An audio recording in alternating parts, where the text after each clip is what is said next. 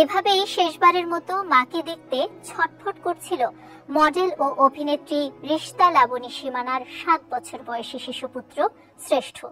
লাশবাহী fridge van channel আইতে প্রবেশ করতেই শ্রেষ্ঠ তার ছোট ভাই স্বর্গকে নিয়ে বারবার ছুটে যাচ্ছিল মাকে দেখতে। কিন্তু অবুঝ দুটি শিশু বোঝেনি তাদের মা আর ফিরবে না।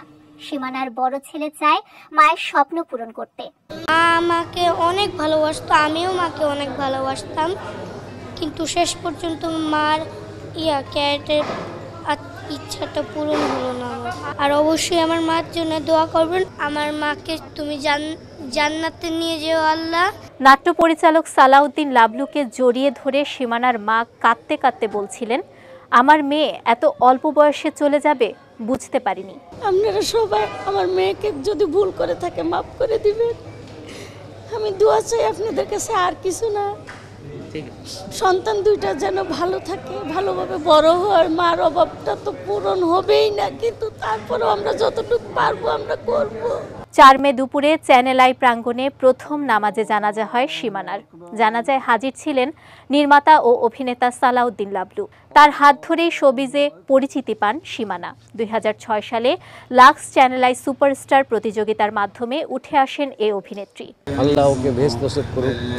ওর 2টো সন্তান আছে বোধহয়, ওদের জন্য কষ্ট হচ্ছে, এত অল্প বয়সে মাকে হারিয়ে ফেললো। ওদের জন্য আল্লাহর কাছে দোয়া করি, ওরা যেন এই কষ্টটা সহ্য করতে পারে, ঠিকঠাক মতো বড় হতে পারে, মানুষ হতে পারে।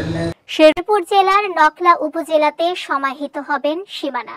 বিষয়টি নিশ্চিত করেছেন অভিনেত্রীর ছোট ভাই।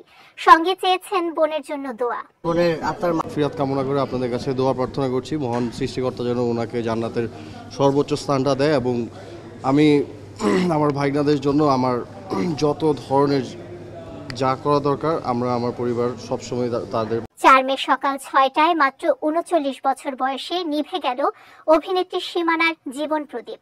মস্তিষ্কে রক্তক্ষরণ জনিত সমস্যা নিয়ে হাসপাতালে 14 দিনের লড়াইয়ের পর না ফেরার দেশে চলে গেলেন তিনি।